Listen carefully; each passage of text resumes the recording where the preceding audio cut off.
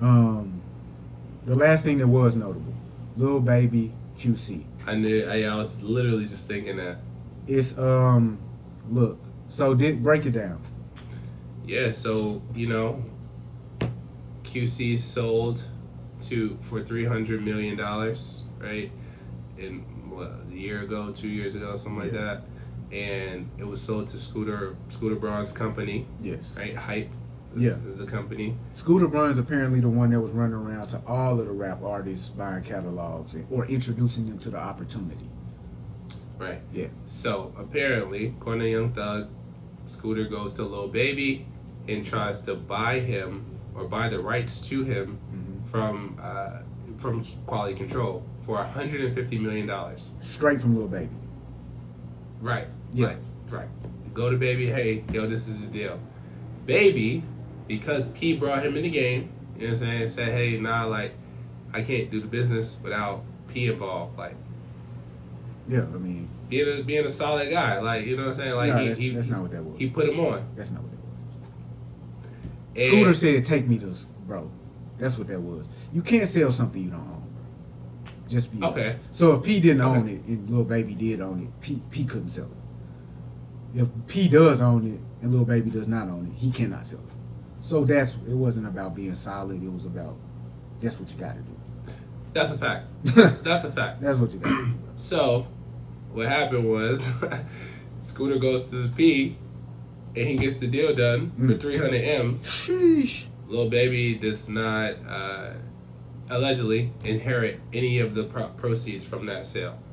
If he inherited nothing from that sale, that's crazy, bro. And that's what we don't know. So I have no clue how much he got, but I mean, guys, what you want to take from that is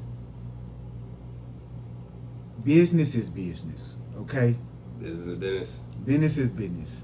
And it ain't favor, it ain't love, it ain't respect. It's order and organization. Whoever hold the contract, they got the business. Whoever is the performer, they on the stage. They get the cut that the nigga who hold the contract told them they get.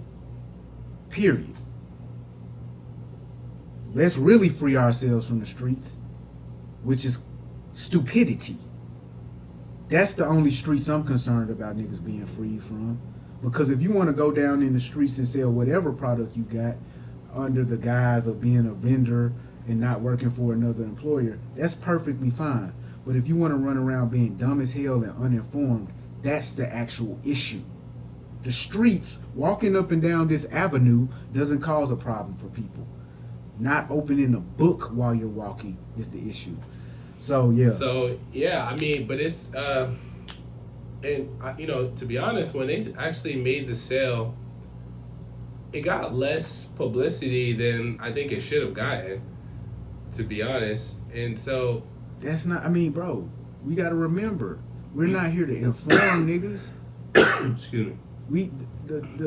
The people in our community genuinely want to only see the one headline, 300 million.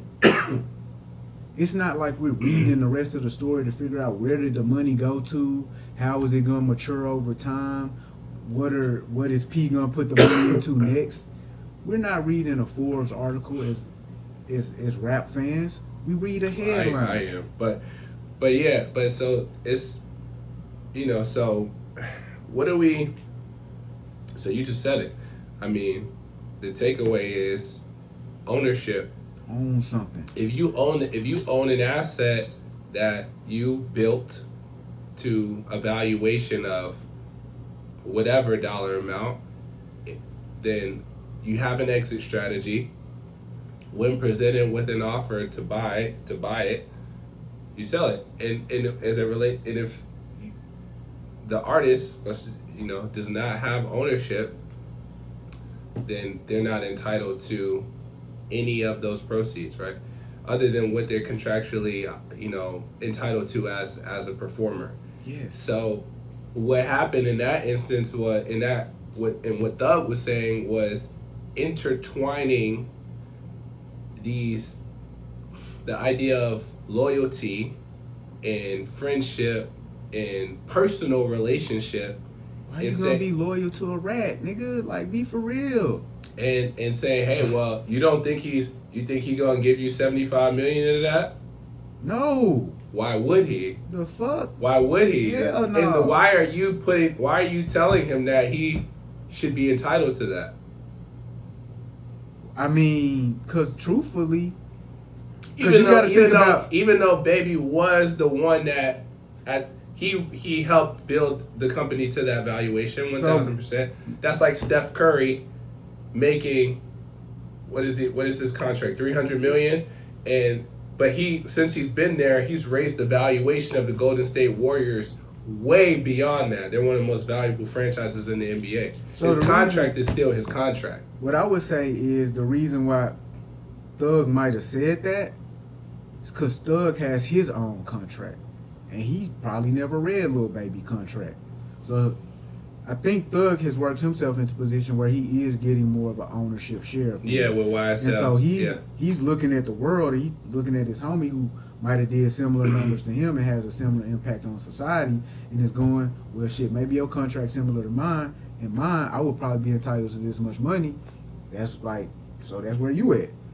Like, imagine this, I'm selling my shirts for $400 a shirt, you selling your shirt for $30 a shirt, and I see you sell 10 shirts, and I come up to you and I say, damn, you made, 4 bands today, huh? You would be like, what you mean? Oh, I thought you were selling them at the same price as me, brother. Damn. You made a little measly.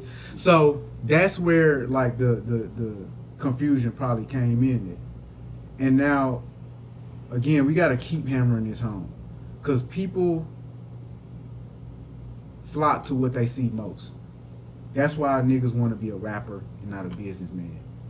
Even though there's plenty of black businessmen behind the rapper, they just are not on camera, so you don't have access to the knowledge that those people possess. You don't have access to the knowledge that those people even exist. So we got to keep saying over and over again, bro, if you didn't do the business, but you did do the performance, that's not going to entitle you to as much. If you do the business and the performance, that probably entitle you to the most. Right. So I'm not telling niggas not to be performers and not to exercise their creativity. I'm telling you to use those same brain cells, that same left brain activity, to be creative with money-making opportunities in business. Right? So that's where you got to get creative like a Drizzy Drake and go ahead and do an Amazon store, because you know you're dropping an album soon, and you're going to use those Amazon sales to boost up your album sales when you do the bundle, because Amazon is the largest marketplace on the internet. So now as soon as you drop your album, maybe you sold 3 or 4 million copies. You got to get creative, guys. Yeah, it's in a lot of artists, you know, because they're such focused on being artists and the creative aspect of what that entails, are just disinterested in the business portion of things, right? Until it's time to discuss, you know, oh, where's my money, right?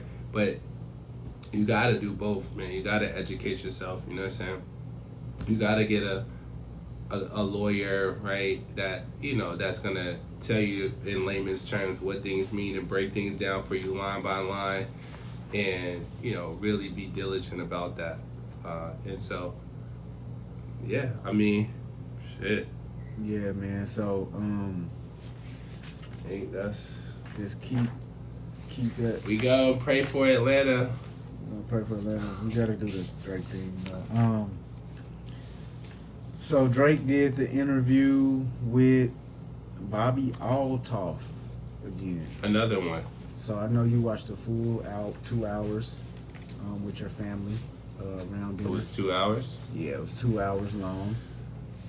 But the more notable portions were, I think this was one of them.